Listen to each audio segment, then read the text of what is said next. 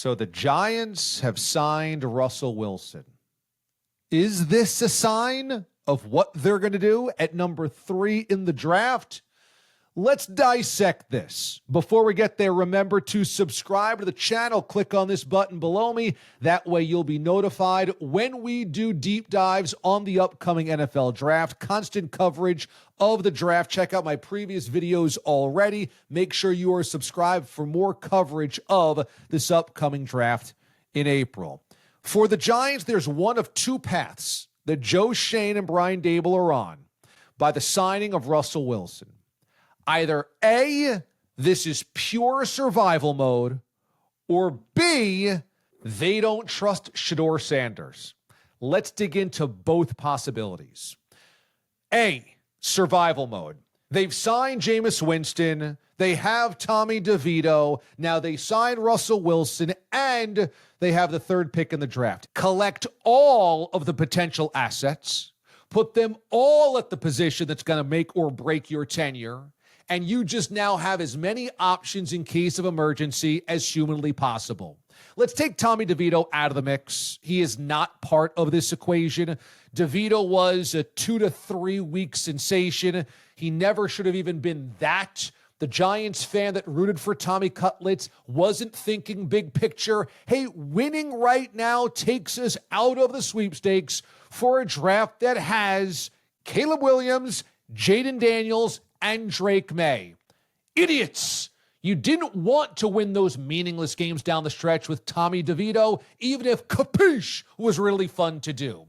The Giants know this. He was never really the future, and any fan that thought he was, cuckoo. It leaves us with these two veterans, Jameis Winston and Russ.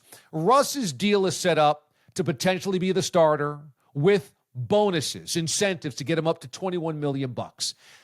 Jameis Winston's contract is set up to be a backup. So that is the structure that we stand with right now. And the Giants could very well take a quarterback at number 3. Let's say Shedeur Sanders drops them at 3. Russell Wilson as your starter. Maybe he keeps them in the playoff race. Maybe there's actually an interesting November or December within MetLife Stadium for Giants fans. And then at the end of the season, perhaps they do slide in Shedeur Sanders if they're out of the playoff race. And if Russell Wilson implodes, you have a young guy where then you can say, and see, we drafted the right guy. Lots of promise here. We have him for 2026. You can't get rid of us now. And Jameis Winston also provides the second layer of safety. You start Russ, and Russ gets injured. You start Russ, and Russ gets old. You start Russ, and Russ is ineffective. Then you have another veteran quarterback in there as a placeholder until you get to the rookie, if you do get to the rookie. And again, if you draft Shedeur Sanders and never use him, you can argue, hey, we never got a chance to play with the guy we drafted. And of course, you can always leak stories about how great he looks in practice. You can always say things at the podium or in radio interviews about how great he is in the film room, how much promise he shows. There are ways, if you draft Shedeur, even if he does not play, where you can sell to Mara and the ownership, you got to bring us back for 26. It's the right thing for the franchise. And if he does play at the end of the season, then you can say, do you want to break up the continuity? Do you want to break up and give the rookie quarterback 2 different coaches in back-to-back years, his first years in the league? That wouldn't be sensible either, so it buys them another year. So this signing of Russ, it could just mean let's cover all of our bases, because you know what? It gives us more chances to potentially come back in 2026. And you know, in the NFL, there's no guarantee Daboll gets another head coaching job or Shane gets another GM job. So you're always trying to hold on tight to the job that you have. The second potential here is the Giants are risk averse to Shedeur Sanders. Cam Ward's gonna go number 1. There's just too much positive feedback on Cam. Too many people like him. Too many franchises seem to be all in on him. Pro Day was very solid. He's interviewing well. Cam's going to be the number 1 pick of this NFL draft. And either it's the Titans or somebody gives up a bounty to move into the number 1 slot and take Cam Ward. So that means At number 2 in the Cleveland Browns, are they going to go Shedeur, or do they have a different plan at quarterback and you draft a guy like Abdul Carter to rush the passer alongside Myles Garrett, and maybe you're waiting for Kirk Cousins' apple to be shaken from its tree in Atlanta? Maybe there's something else.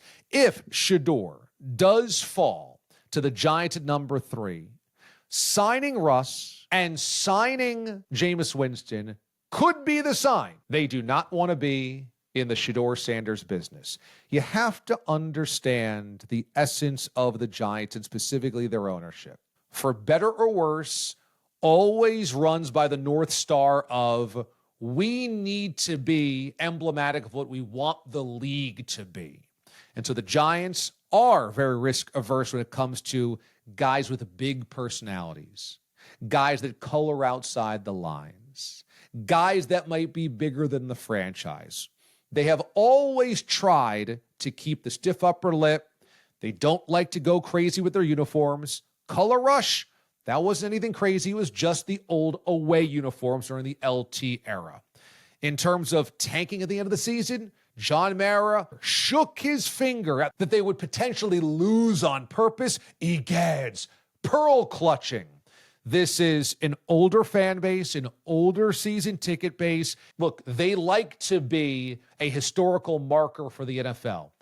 The Deion Sanders thing, that scares them. It scares the Maras. It scares the organization. That's not the way they do things. And so, look, Shedeur comes in with a big personality. He comes in with a camera crew at the ready. He comes in having been kind of taught at the feet of one of the most brash athletes we've ever seen in Deion Sanders, and that may very well scare the Giants.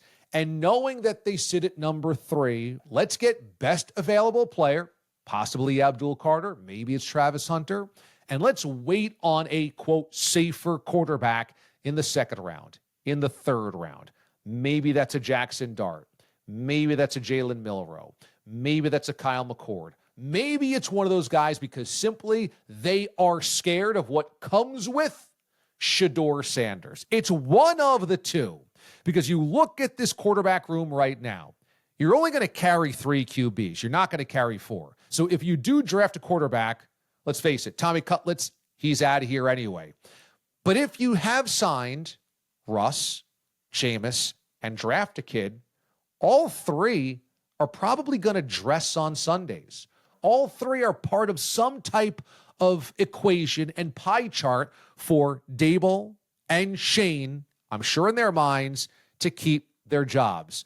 So is it A, cover our bases, it's survival mode, throw spaghetti against the wall, something's got to stick, or is it B, ownership doesn't want the Shedeur Sanders thing, headache, distraction, what have you, so let's get 2 veteran guys that create some stability.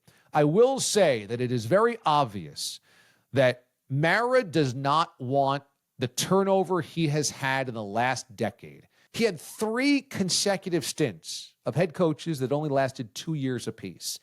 He is desperate for the turnover to end. And so that's why he gave another year to these 2 guys.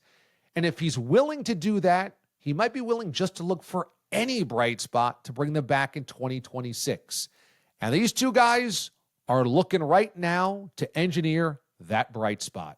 Hey, remember, more videos like this on the NFL Draft. Check out what we've already done on this channel, but keep it locked here and make sure you subscribe. Click on this button right next to me to make sure you are locked into all of our coverage and our Sunday night shows. Watch DA live each and every week. Thanks for watching, everybody. I'm DA, Damon Amendolara.